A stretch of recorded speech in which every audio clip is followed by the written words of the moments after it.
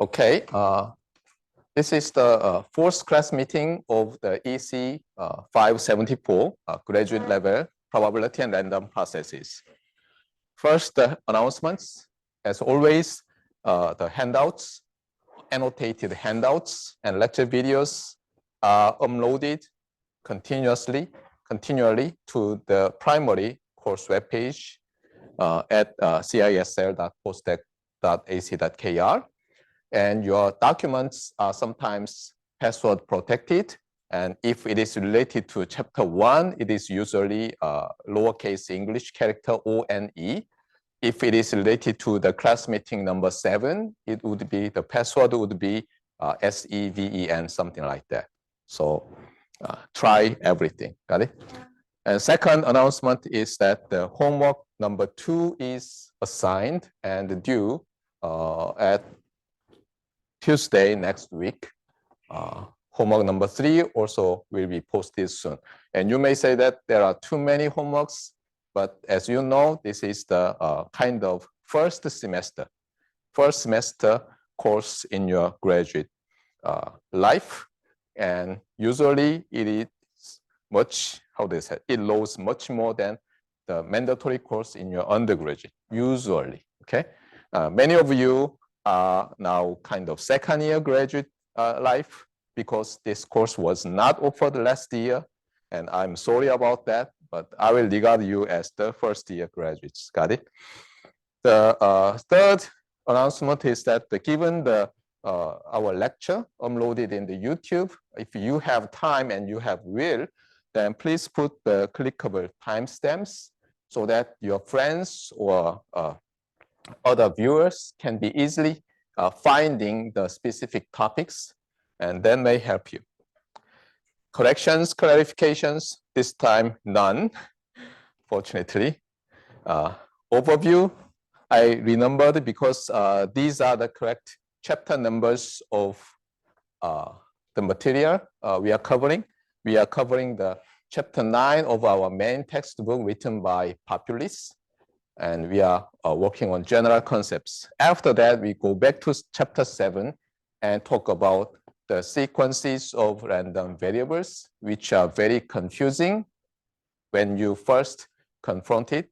But I hope this general concept part, which will take longer than you expected, will provide you enough knowledge, especially enough but not excessive major theoretic knowledge on the random processes. And then we will cover the other related topics.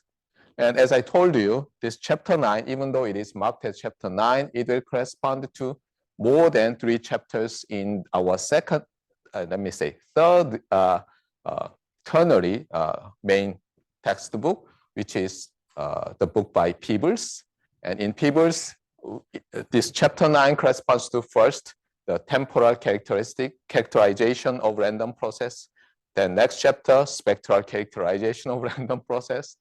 And next chapter, linear time invariant filtering of random process. So probably, even though I say we are covering chapter 9, probably it would take more than 1/3 of this semester. Review. Last time, we learned what is the expectation of a random process.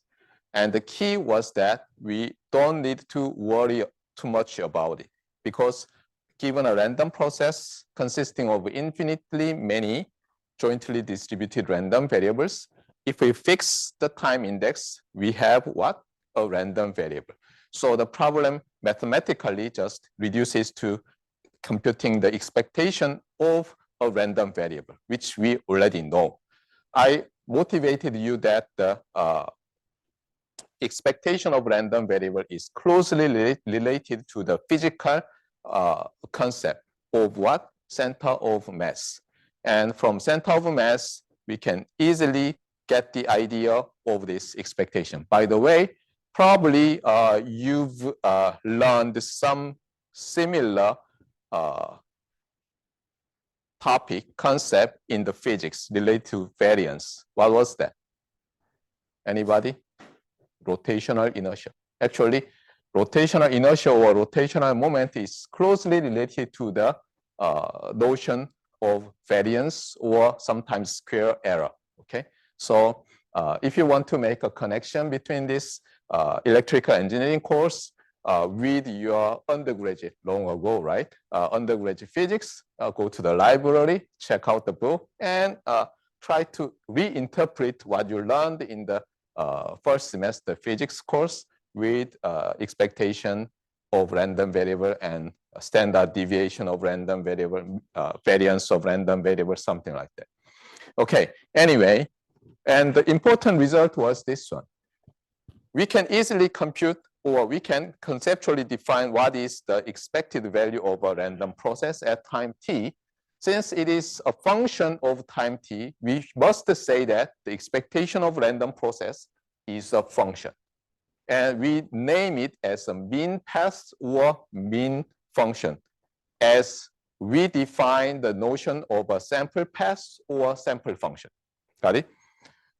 And there is another, by the way, we usually say that the expected value of a random variable equivalently to the average of a random variable, average value. But be careful, we are going to learn today two different average of random process. First one is this one, statistical average, or so-called ensemble average. Here, ensemble means that the ensemble means that that is a set of all sample paths. Got it? So when you average all over the sample paths, then it is related to statistical average and also related to the ensemble average. And there is another average. Given a random process, you have a random variable by taking the average. And that is so-called time average. And it will appear again and again, so you have to distinguish carefully, okay? So let me write it.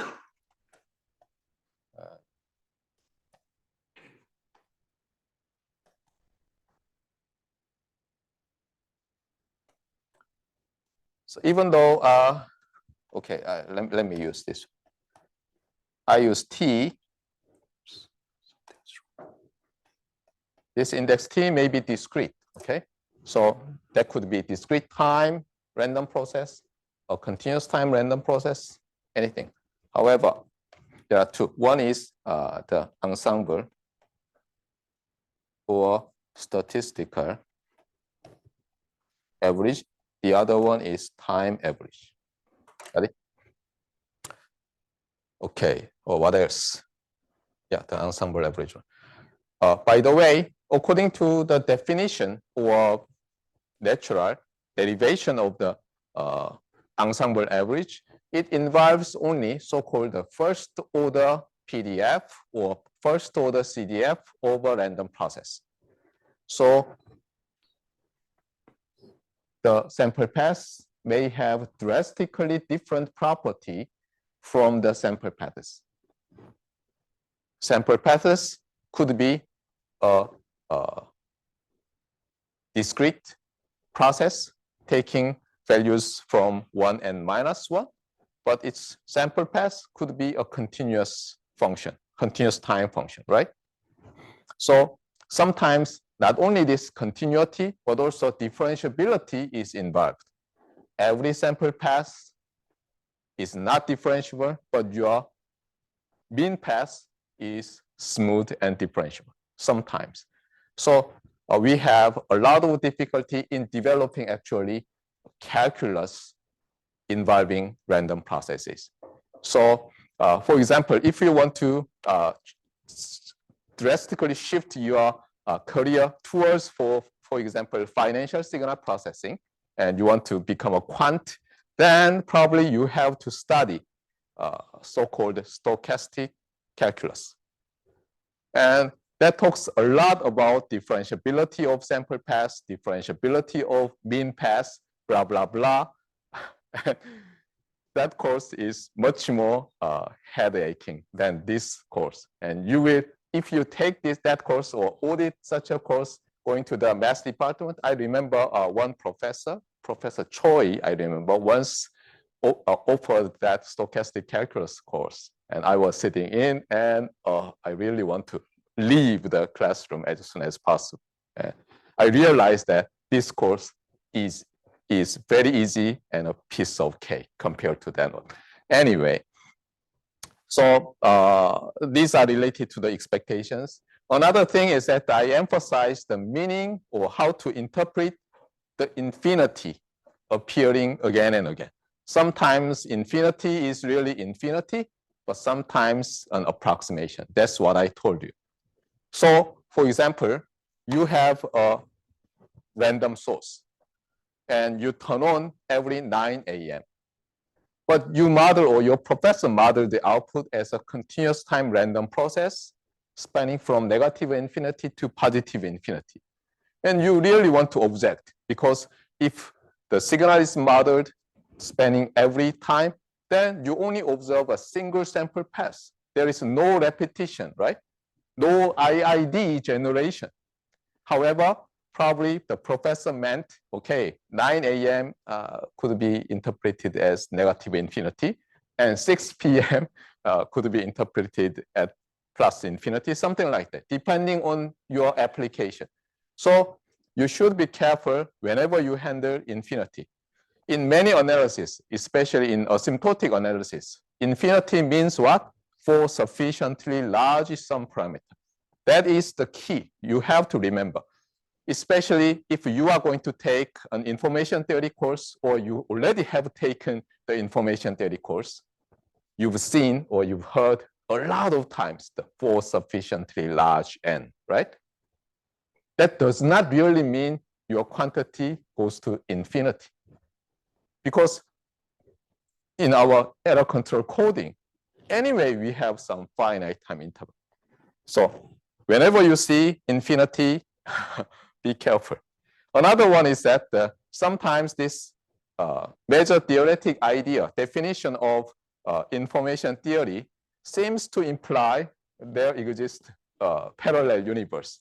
You may believe that, it's no problem, okay? So, but even in that case, when I ask you to compute the ensemble average, right? You should abandon that, okay? I only observe, I'm living in this universe and I'm only observing a single sample pass, but in parallel universe, I observe a lot, so I can somehow compute the ensemble average. You have to accept in that way. Okay, preview. We were classifying random processes. We already have one classification, even though I didn't carefully mention it. So let's go back to our previous, where it is, slide, okay? So here, we've seen some groups of sample paths of a random process. First random process could be said a continuous time, continuous random process. And you may say that, why you are stuttering? I'm not stuttering, okay? Continuous time, continuous random process means that every sample pass or most of them have, if you take the samples, then you have random variables are continuous random variables, okay? Sometimes some of them could be discrete, but most of them, okay? So it's not a rigorous dissection or classification, but you know what I mean, right? So these could be sample paths over continuous time, continuous random process. Continuous time means this time index is continuous, is from continuum. Then continuous means that when you sample it, you have a continuous random variable. Now, you have another class of random processes. Here, you definitely see that it means you have discrete time sample paths. So now you have a discrete time random process, but whenever you sample it, you have, it seems in this case, even though we have to have a leap of belief, it seems we have continuous random variables. So here we have discrete time, continuous random process. And you may say, that, wait a minute, you've only shown me 5, and it seems every random variables we obtain from sampling is discrete. Okay. And another one is this one. Definitely, you have continuous time sample functions, but discrete random variables. So this is a continuous time, discrete random process. And here again, discrete time, discrete random process you have. Got it? So from the sample patterns and the difference of infinity, countable infinity and discrete, uncountable infinity, we have 4 groups of random processes: continuous time, discrete time, continuous, discrete. Got it? But this is not that important compared to other classification methods. So we are going to see other classification methods today. So first one is related to the stationary random process. This stationarity is a very important concept.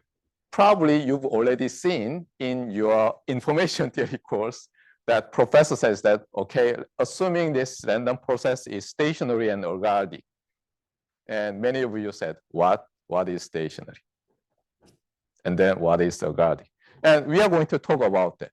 About the ergodicity, you will not be fully satisfied with my explanation because ergodicity is not a simple one. And I have to confess that I just little bit better know than what you know, okay? But anyway, I will try my best to explain what is an ergodic and non-ergodic random process. Anyway, let's talk about stationarity. From now on, I'm going to draw a lot of Venn diagrams.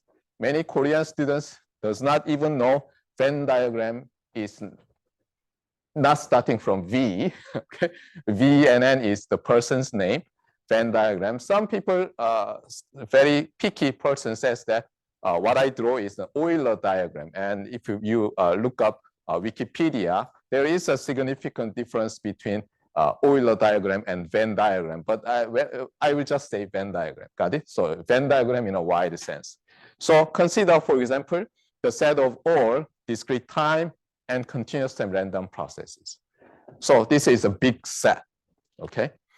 And now here, I just put a very small point. And that is the set of stationary random processes. But if that is too small, I cannot draw more. I will exaggerate like this. But you have to remember, this subset is very, very small.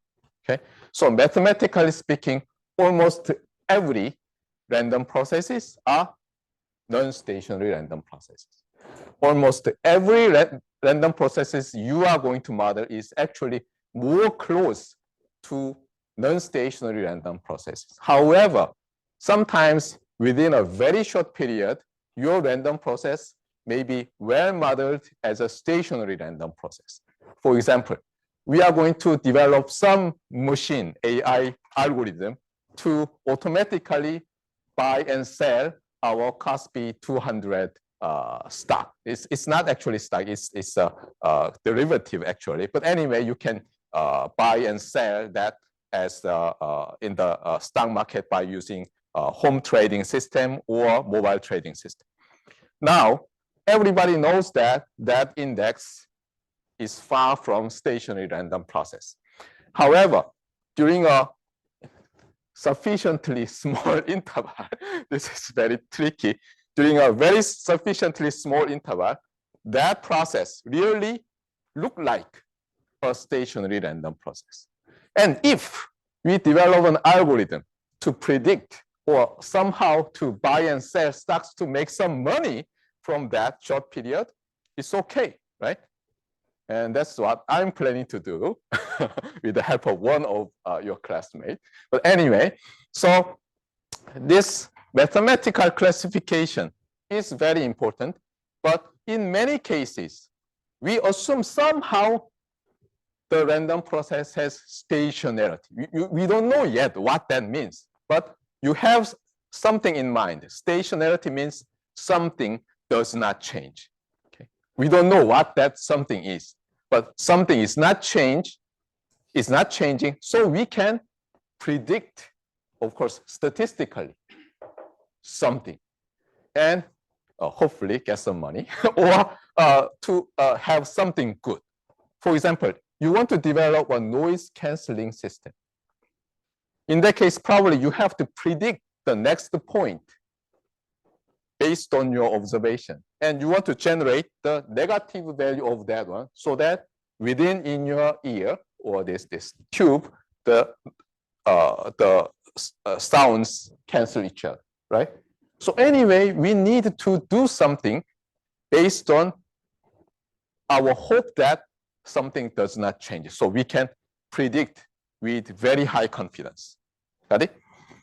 Anyway, so we have two classes. Here, I put strict sense. As I already told you, whenever we define some new terminology, usually we borrow that terminology or that word from real world. Stationary may mean the same thing. Of course, you know that when I have pronounced stationary, there are two stationary, right? One is something does not change, and the second is that the pencils and notes, something like that, that is usually sold in stationery store. Anyway, here, let's start from strict sense stationarity. So this set is much more smaller than wide sense stationary set. Okay, usually whenever we define some terminology, strict sense something is there, and relaxed ones are there, right? So strict sense stationarity we are going to define. Then every random process that does not reside here is classified as non-stationary random process. And let's see what that is. In order to define stationarity, interestingly, we call again Kolmogorov's extension theorem and related notion of first order CDF in this case, second order, third order, higher order CDFs and PDFs. And the definitions I repeated already many, many times. So I'm going to skip and see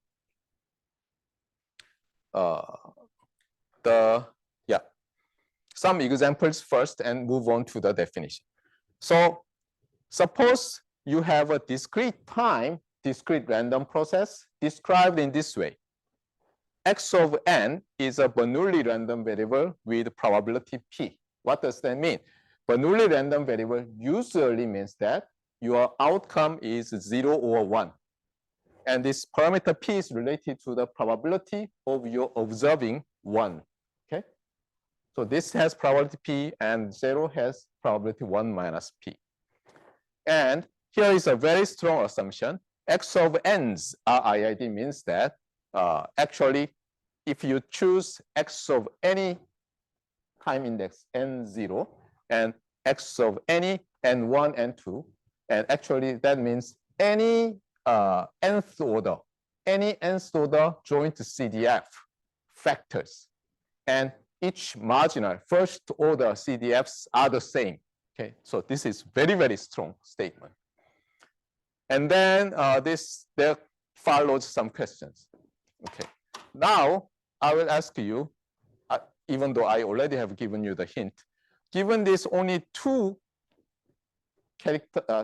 descriptions of this random variable, X of n, can you fully describe it? Which means that can you give me any first order PDF or PMF or CDF of that random variable? Any second order, any third order, any nth order? Can you do that? Yes, right? Because given these two statements, you may say that, okay, first order probability mass function. Because this is a discrete random variable, right? You'd better use probability mass function. And you may say that, okay, it is, let me use the Kronecker delta because it's convenient.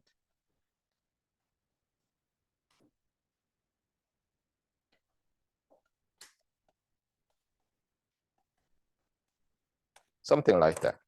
Then if X is 0, then this survives and gives you probability 1 minus P. And if X is 1, this survives and gives you probability P. Got it? So for every n, this is the first order PMF. Now, what about second one? Second order. So you have to provide me second order PMF, right? For any n1 and n2. For any n1 and n2. And here comes the hint, right? Due to the IIDness, which means independent and identically distributed, this joint PMF factors.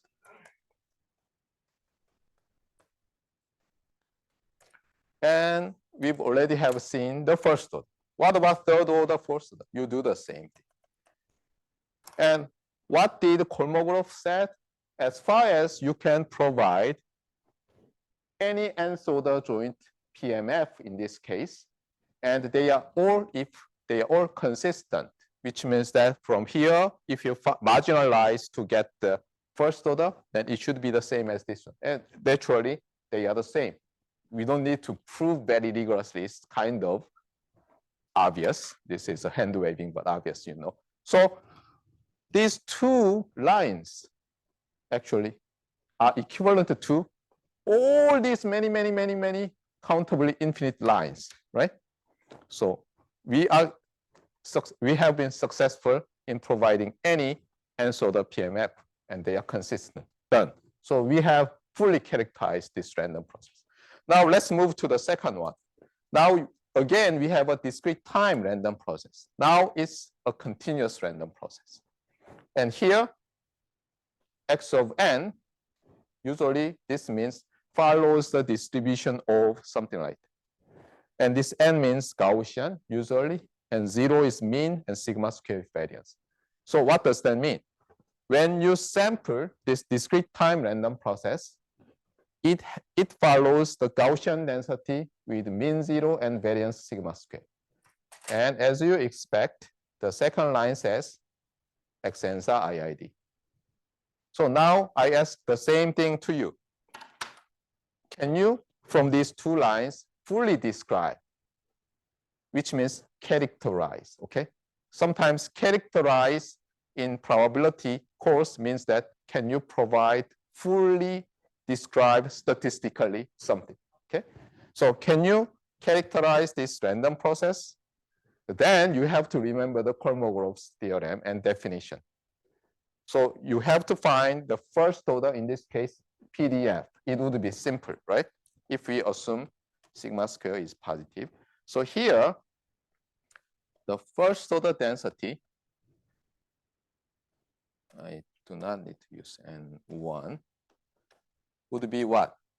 Of course, here we assume real Gaussian, okay?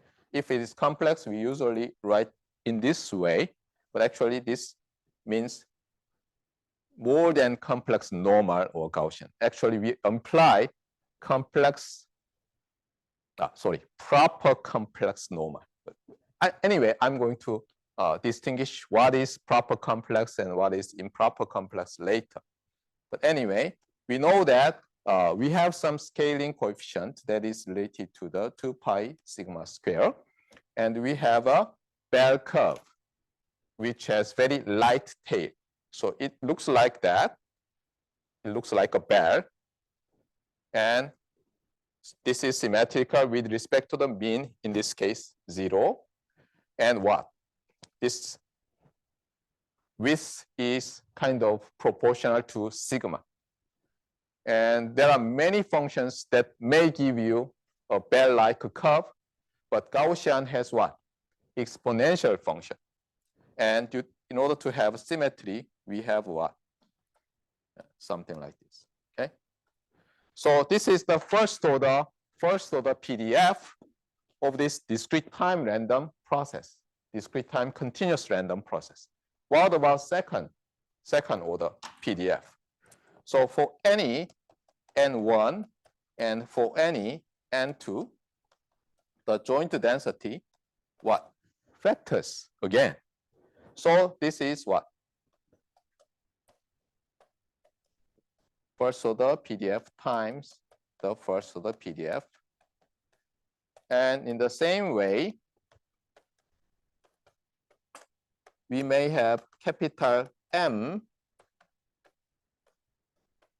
time instance to sample the random process. And what we have? Something like this. Here comes so-called, this is read prod, means product. Okay, you may say pi as we say sigma, right? For the the summation, you call sigma n from 1 to 100, right? Some people say summation n from 1 to 100, same thing. Some people call that as prod or product. Some people call that pi, no problem. So in this case, m from 1 to capital M, density of n sub m of x sub m. Got it? So actually, this single line, because m could be any natural number, we are done, right?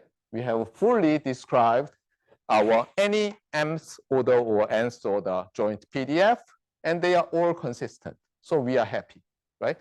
Be careful. We don't need to find here that strange function related to the major theoretic definition. As I told you, Kolmogorov, to our happiness, prove that whenever you have fully characterized using joint nth order CDFs, there exists some function. We don't know how. Sometimes it's very easy to find, sometimes almost impossible, but we have some abstract probability space and a deterministic function. We are done, okay? So whenever I ask, usually you try to find a way this method. Sometimes this is better, especially for deterministic random processes having only very small number of sample patterns. That would be easier. Anyway, so we've seen very simple 2 examples where full characterization of random process is very easy. However, we all already know that this way is hopeless in many cases. How can we describe every possible joint PDF or PMF? And fortunately, stationary random processes, the class of stationary random processes are a little bit easier in full characterization using this way. So let's see. So here goes some other definitions related to stationarity. Here, SS means strict sense. So eventually, we are going to define a class of strict sense stationary random processes. But there are many relaxed versions. First, we define this biggest one, the set of stationary random processes to order 1. Sometimes I will just simply call it first order stationary random process. However, that's very confusing because second order stationary random process does not many times mean stationary to order 2. So whenever I say second order random process, be careful. Sometimes I may mean stationary to order 2, or I may mean something different. I'm going to do not confuse you. I will try, but sometimes it's due to the force of habit. I will repeat that confusing remarks again and again. And I will, I'm kind of say sorry in advance. So, okay. First, let's define stationary process to order 1, okay? And what it is. It is related to the first order CDF or PDF or PMF of the random process. And usually, how many first order PDF or PMF or CDF do we have given a random process? Infinite, right? If we are given a discrete time random process, we have to specify countably infinite first order PMFs or PDFs or CDFs, right? If we are given a continuous time random process, we now have to describe uncountably infinite first order PDFs. Good thing with the first order or stationary process to order 1 is that these infinite number of first order CDFs are all the same. Happy, right? We don't need to describe that many, just a single one, and we say that they are equal. So here goes the definition. a random process, even though it says xt, you may say x t sub s or x just subscript t if you want, okay, is stationary to order 1 or first order stationary, but I will avoid as good as possible. Then the first, in this case, the Peebles textbook talks about in terms of PDF. The first order PDF does not change. And here you observe some strange equation. What does that mean? What is this? X is sampled at T1, right? So this PDF is obtained at time T1. What about this one? This PDF is obtained at time T1 plus delta. Of course, you may say T2. And T1 and T2 could be arbitrary, or they could be different. So this could be stated as this.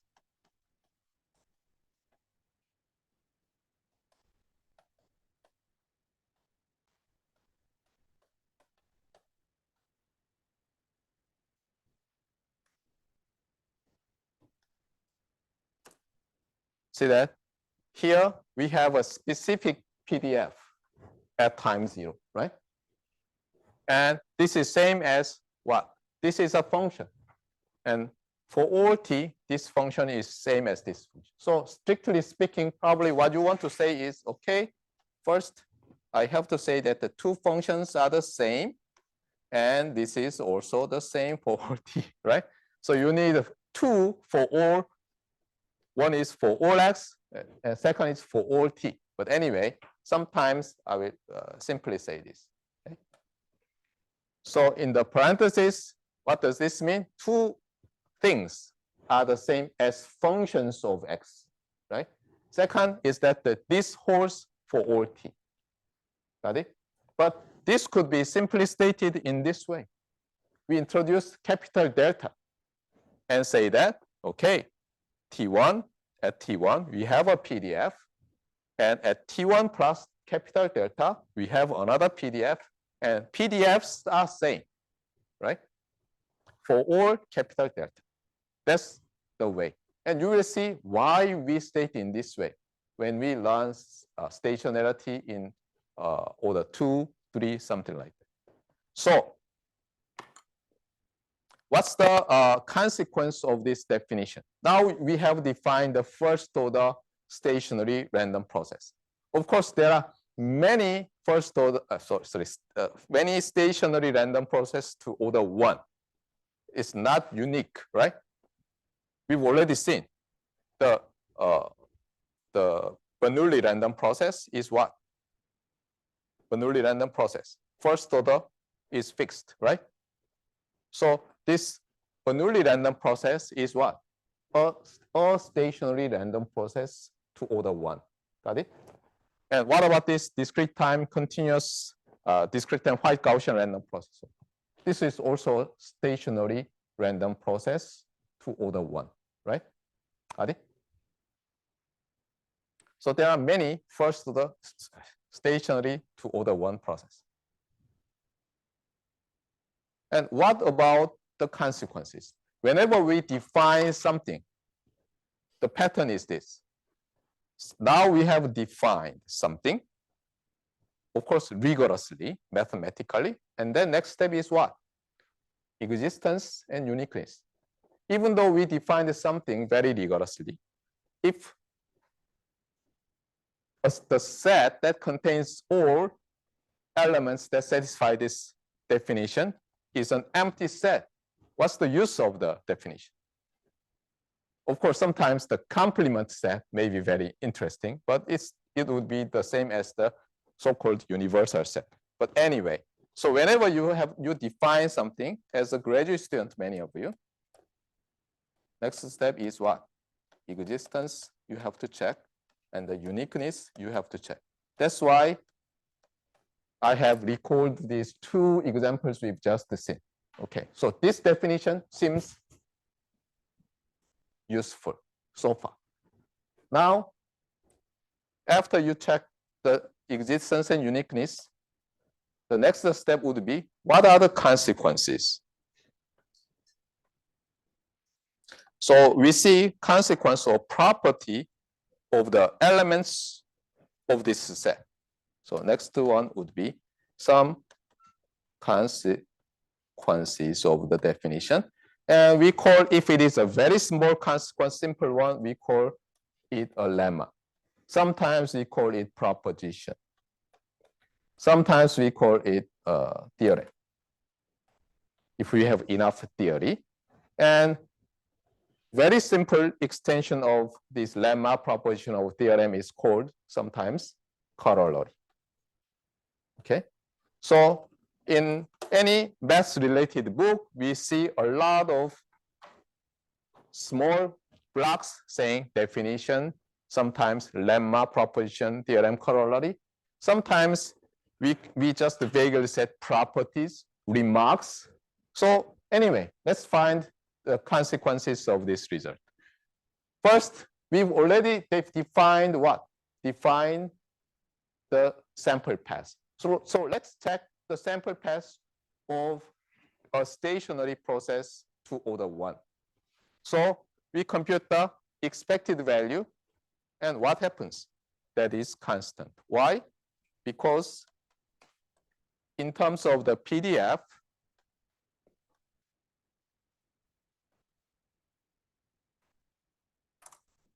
this is the definition of the ensemble average, right? And now see, given specific t, you have a number. Now you change it. Then usually this first order PDF changes. However, if we restrict x to be stationary to order 1, this function is not a function of t. So we have a constant function. So some mu x for all t. So sample path is constant, or mean path is constant. Mean function is constant. That's the implication of our definition of stationarity to order 1. Very interesting, right? And now remember, these two simple random processes are stationary to order 1. Now let's see, what are the mean paths? First one, what is the mean path of this random process? So value 0 times 1 minus p, that is 0, 1 times p. So what is the mean path? That is p for all n, right? Constant discrete time, constant function. That is the mean path of this first one. What about the mean path of this second one? We said it's a 0 mean. So we already know that the mean path is a 0 function for all n. Got it? So this consequence is, of course, correct, right? This is derived from the definition. And we've seen 2 examples of, obviously, gives us a constant mean path. And now let's little bit complicate this definition. Now we define a stationary random process to order 2. And as you easily guess, what? I'm going to define this class, this subset of random processes to order 2 by using the second order joint PDF or CDF or PMF. And here comes the difficulty. I still remember it was 1990, let me see, 1993, fall semester. I was just back from my military service, even though it's Bangui, so I couldn't say I did fully finish the military service. Anyway, I just returned from the military service, and that was the first semester. I took the undergraduate probability and random processes course. And as I once told you, professor just tried to cover everything in the Peebles textbook, and he was starting to talk about stationary to order 2. And I had no idea. I'm sorry, professor, but I had no idea. I just got angry because I could not understand. And probably you will feel the same thing whenever I talk something you cannot understand. So I understand.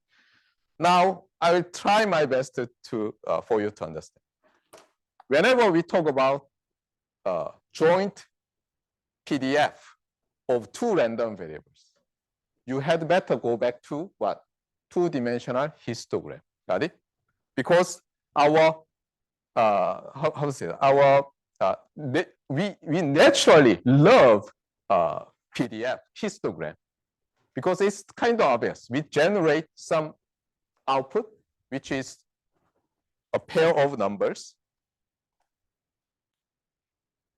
and then so given some realization, we put a dot. Okay, so this is our first observation, and then we put another dot, second observation, by using this random vector generator, independent and identically. Got it? With memory list. Then we have some figure like that, which is called a scatter plot. In Korean, it's called 산포도. Okay, scattered. And then we do what? We divide this entire two-dimensional Euclidean space into, for example, very small pieces. Usually, just think about having the same size tiles. And then what do? We count number of dots within each tile. And then that number becomes z value. So now you see some three-dimensional thing, right? I can see. I hope you see too. And then what do? We do two limiting process. First one is that we repeat this. So we generate this pair of dots infinitely. And also at the same time, if we generate n times, right? We scale this height by n and also reduce this size, and you multiply some number so that this entire area times value summed over becomes 1. Okay. Then somehow in the limit, we have some nice function. That is what? That is the joint density. Got it? Even though mathematically speaking, we'd better start from the joint CDF, joint cumulative distribution function. I will talk about later why that is more convenient. Actually, I hoped to talk about that in the beginning, but I suddenly changed my mind because as I have written here, you may don't like this notation. See that? Expected value of random variable. Probably you know, okay, where it is. Yeah, this is my favorite definition, you may say. But measure theoretically, this is the definition. And if you use induced probability space, this is the definition. And you will hate that because these two are measured theoretically induced definition. So you may say that, wait a minute, why don't we use PDF, CDF, blah, blah. So the starting point is that one. And you still dislike that because it is what? It is still just integral. And probably many of you, not all, have taken undergraduate advanced calculus course where not just the Riemann integral or Riemann-Lebesgue integral, but the professor mentioned Stieltjes integral or Lebesgue-Stieltjes integral. And you hate that, okay? So I will talk about that later, okay? But whenever I first mention CDF, the reason is that defining an expectation or defining a distribution over random variable using a CDF is the starting point, actually. If CDF is differentiable, then we can use this definition in terms of the PDF. Got it? And that's why in your undergraduate physics 101 had that one. Actually, your Holiday and Resnick book, when it even talks about the rotational inertia, actually it uses Stirchus integral. And if you don't believe, go to the library and check that, okay? That's why I hated our undergraduate physics course. I was just a freshman and I was just taking the Calculus 101 and the Physics 101 book was using Stirchus integral. Nonsense. So anyway,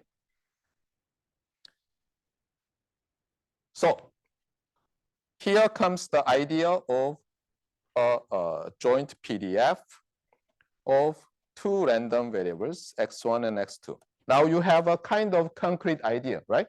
So whenever I talk about stationary to order 2, you have to remember that, okay, this is related to the two-dimensional or bivariate PDF, okay? Now,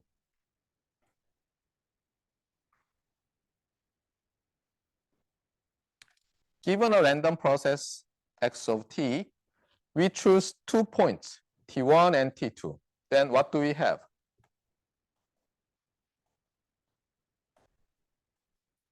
We have a joint PDF, right? So given a random process, whether it is a discrete time or a continuous time, anyway, you can choose t1 and t2, and you have this two-dimensional joint density. Now, I'm going to extend the idea of first order stationarity to second order. What does that mean?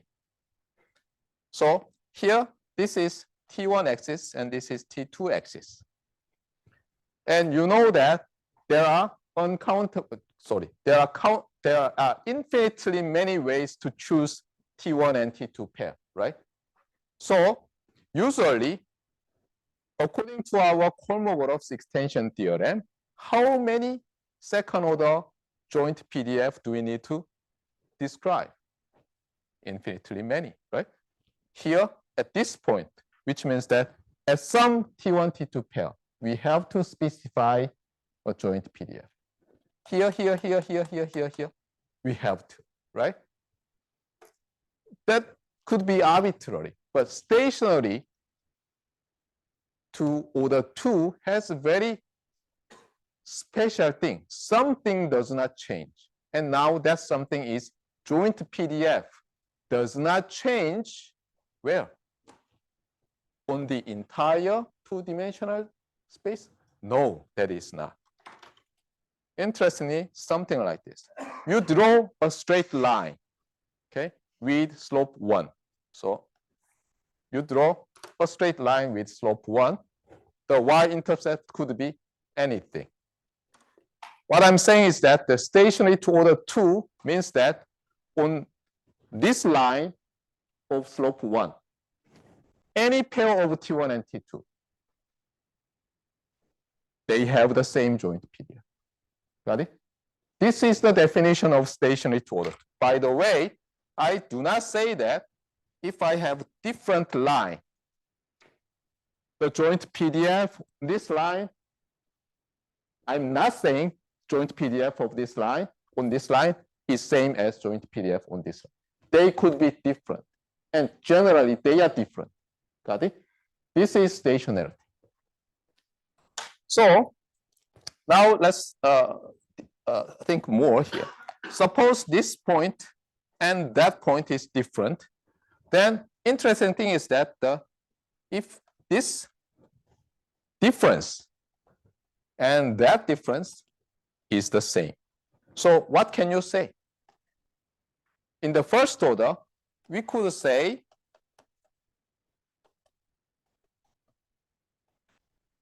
for all t, or we could say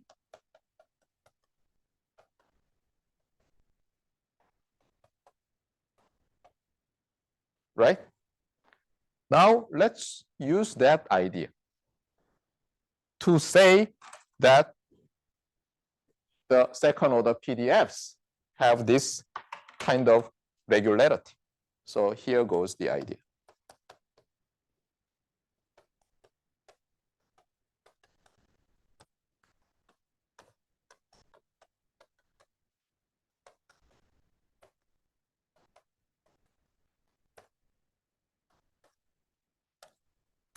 Got it?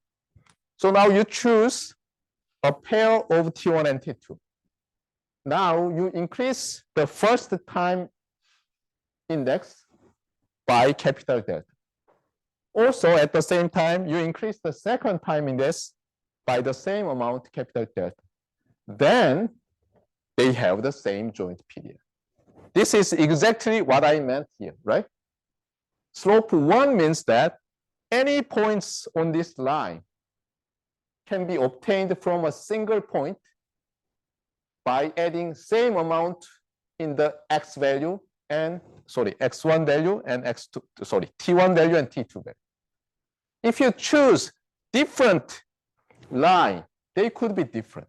Got it? This is the definition of stationarity to order 2.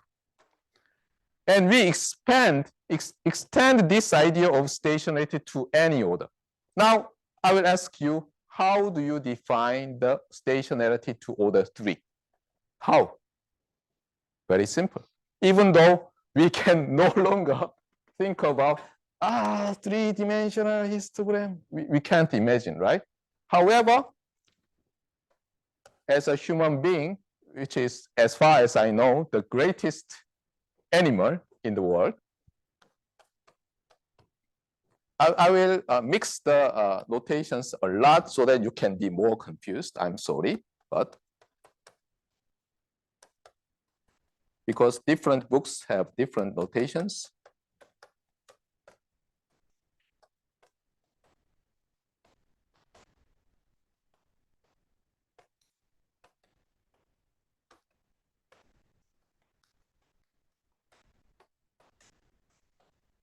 Got it? If this holds, then what?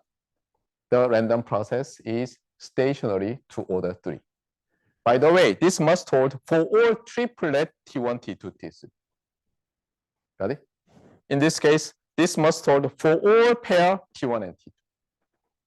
But different pair may have different PDF if they are not on the same line with slope 1. Got it?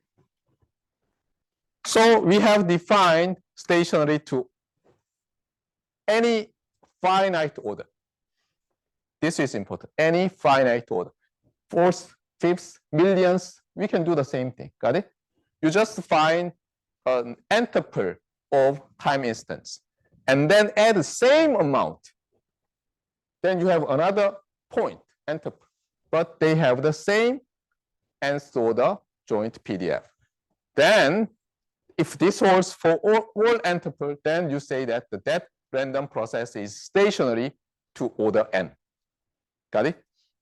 So understanding the stationarity to order 2 is very important. I had a lot of confusion, and I hope you don't. Got it? Since we now we have defined something, what do? Existence and uniqueness, right? And of course, we are going to use these 2 examples again. Now, I will ask you a question because now it becomes easier. Is this random process stationary to order 2? Yes, right? Think about the second order thing. And they factor due to that one. And each factor is first order PDF and it's stationary. So even if you add different delta to T1 and T2, they are still the same. So if you add the same capital delta, they do not change. So the Bernoulli random process given in this example is stationary to order 2. What about this discrete time white Gaussian random process with mean 0 and power sigma square? Is this stationary to order 2? Yes, right? And let me ask again, is this stationary to order any finite n? Yes. Is this stationary to any finite order n? Yes. If these properties, some random process is stationary to any finite order, and that order can be any natural number, then the random process is called strict sense stationary. Got it? So we've defined stationary to first order, second order, third order, nth order, and strict sense. Since we have defined, and also we've seen what? These two examples are strict sense stationary random processes, and it seems they are useful. So we defined many definitions. We've checked existence and uniqueness. Of course, they are not unique, right? And now what? We want to see some properties. So here comes strange definition at the first glance, but we define the notion of autocorrelation function. And here goes the definition of the autocorrelation function given a random process. It could be discrete time, or random process could be discrete time or continuous time. So if I have time to revise this one, I would prefer x subscript t instead of this one, because this notation strongly suggests it's a continuous time random process. So I hate that. Okay. Anyway, so right-hand side is defining this term, and this is the notation. Okay? And you don't like this notation, capital R. Actually, that means correlation. Okay? This R has become capital R, correlation. Okay, so capital R means that you are talking about correlation. And here you may say that, wait a minute, we have only a single random process. Why you put two? Because we are going to extend it to so-called cross correlation between two random processes. So here, auto means that self. And there are two, but they are identical. So X, X. And the first argument is related to the sampling instant of the first random process. Second one is related to the second one. By the way, this does not mean you multiply these two random processes. So if I am the dictator who can govern all the world forever, probably I would say that let's change this. Okay. What about changing it this way? Because see that, what is this? This is a random variable. This is another random variable. And we may say that, okay, this may define expectation of this random variable times that random variable, right?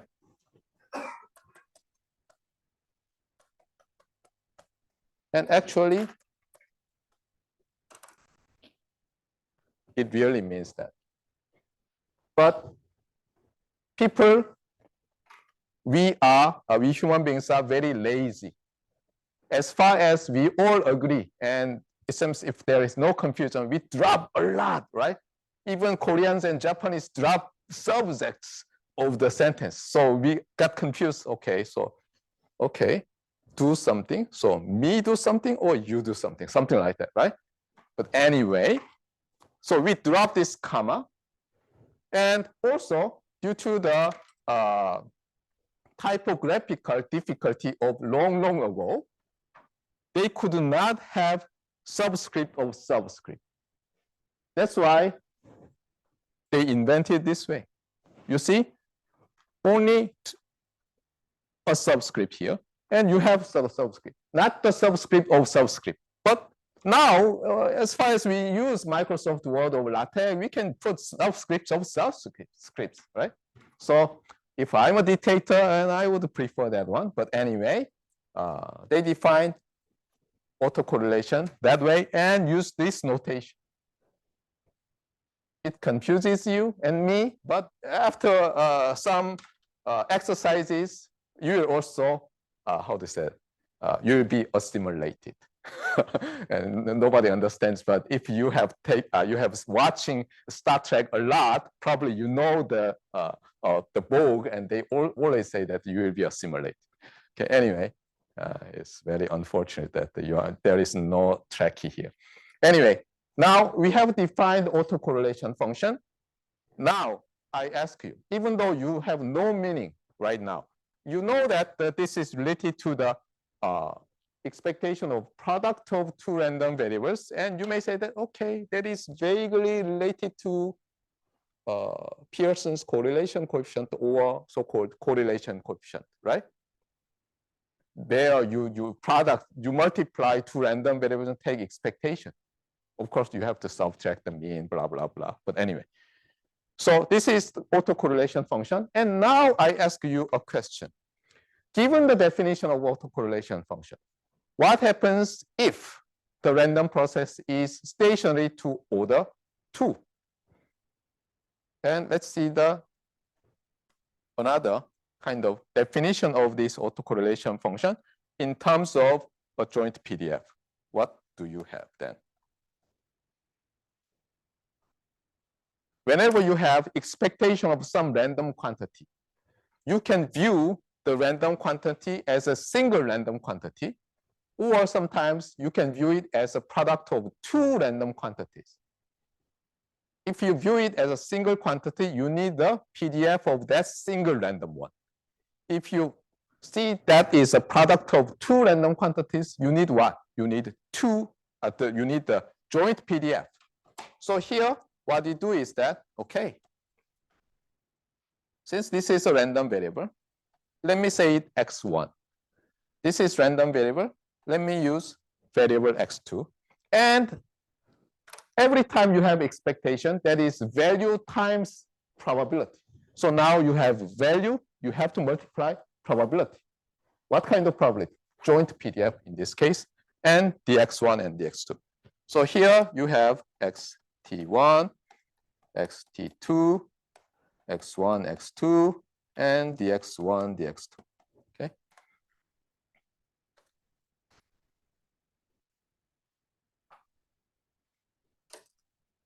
So that is another. So this is again a notation, right? Actually, this is a notation in terms of capital E, expectation, ensemble average or statistical average.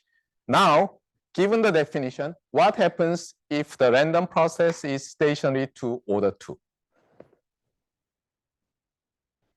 From the definition, we are going to change the first time index and second time index by adding the same amount capital delta. And we know that if we add the same amount, they do not change. What does that mean? If stationary to order 2, then what? These are xx t1 plus delta t2 plus delta must be the same as that one, right? See that? T1, T2, T1, T2. T1 plus delta here, T1 is replaced by T1 plus delta, T2 replaced by T2 plus delta, and this is the same, so they are the same. Got it? So we have this result.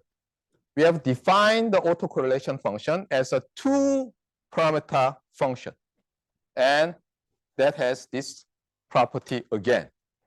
And if you draw T1 axis and T2 axis, what happens? Again, on this line,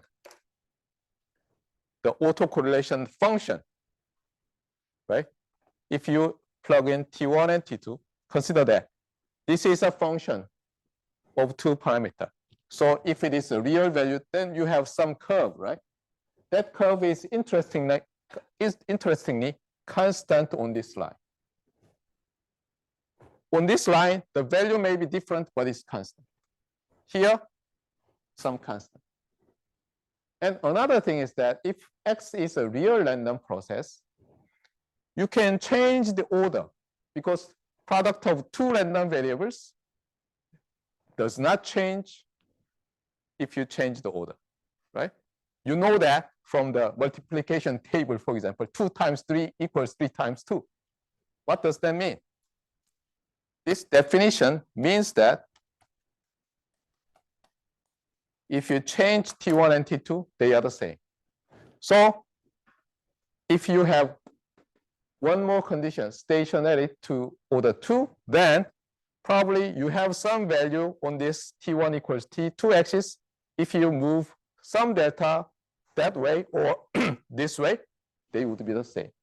So it's like you have same value on these two lines, right? And you have same value on these two lines, but may have different value on this line, something like that. Got it? So think in this way.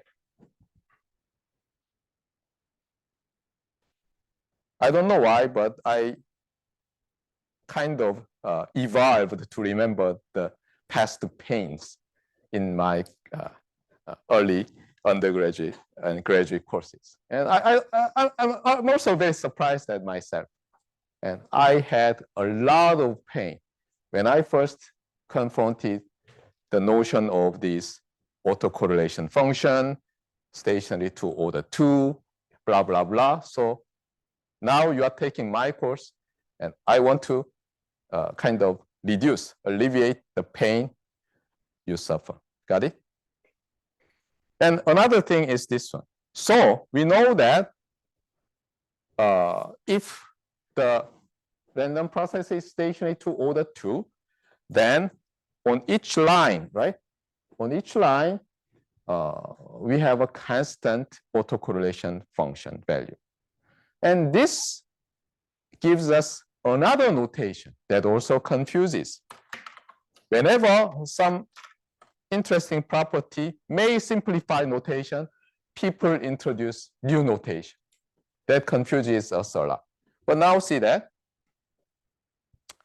it depends on the textbook, but the Peebles book prefer subtracting from left side the right side. Is it? No, sorry. You subtract right side from left side. But in other books or in some of my research papers, I prefer subtracting right side from the left. But anyway, let's follow this one. Now let me ask you a question. So suppose this intercept is -1 and that intercept, positive 1, -1. Then what about the commonality of the points on this line? T2 minus T1 equals 1, right? So let's substitute by introducing new parameter tau. And then single parameter tau can characterize this autocorrelation function under the assumption of stationary to order 2. Be careful. In general, there is no regularity like this in the autocorrelation function. We have defined the autocorrelation function, and we assumed stationary to order 2, which has this property, enabling us to parameterize. Of course, there are many values, right? The autocorrelation function is, in general, 2-variable function. But now, given this property, we may have a single parameter function. Be careful. This one and actually that one, even though it has the same name, capital R sub capital X, they are different. This is a 2-parameter function. This is 1-parameter function. This is another abuse of notation, but everybody uses this one. It's time to wrap up. So be careful. But people use this notation. Got it? So given that property, we can define another single variable function. Unfortunately, we use the same name, but now it's parameterized by tau. That is T2 minus T1 in Peebles' textbook. Some textbook define tau as T1 minus T2. Got it? And you may complain a lot, but you have to accept, because I initially was taught this notation, but later I have found that, okay, wait a minute, this is not good. I'd better define tau as T1 minus T2. But usually it doesn't matter when you handle real-valued random process. The difficulty always comes when you handle complex-valued random process. Okay, what else can I add in a few minutes? Okay, let me define this one because without defining this one, I cannot give you many homeworks. So here comes Y-sense stationarity. Y-sense stationarity means that it is stationary, but it is not strict sense. By the way, strict sense stationarity means that what? It's stationary to any finite order for all n, right? But sometimes stationary to order 1 is a strict sense stationarity. If I say the strict sense stationarity, what does that mean? Stationary to any finite order. I say a strict sense stationarity, I may mean stationary to some order. Got it? Here comes a Y-sense stationarity. Got it? So it's not related to those or somehow remotely related to that strict sense stationarities, but it only defines the property using the mean path and the autocorrelation function. And if the mean path is a constant function and the autocorrelation function is a function only of time difference, which means function of tau, then the random process is called wide sense stationary. And you already have an idea. If the random process is stationary to order 2, that is a strict sense stationarity, this holds, right? And if the random process is stationary to order 1, that holds. And you already have an idea. If a random process is stationary to order 2, it's obviously stationary to order 1 because any second order or any joint PDF has that capital delta invariance. Then from that, you can find the marginal densities, and marginal densities would be also invariant to capital delta. So if a random process is second order, stationary to second order, it must be stationary to first order. So that's why I have plotted the Venn diagram. Stationary to first order includes stationary to second order, includes stationary to any nth order, and eventually you have the strict sense stationarity. However, what about Y-sense stationarity? Anybody?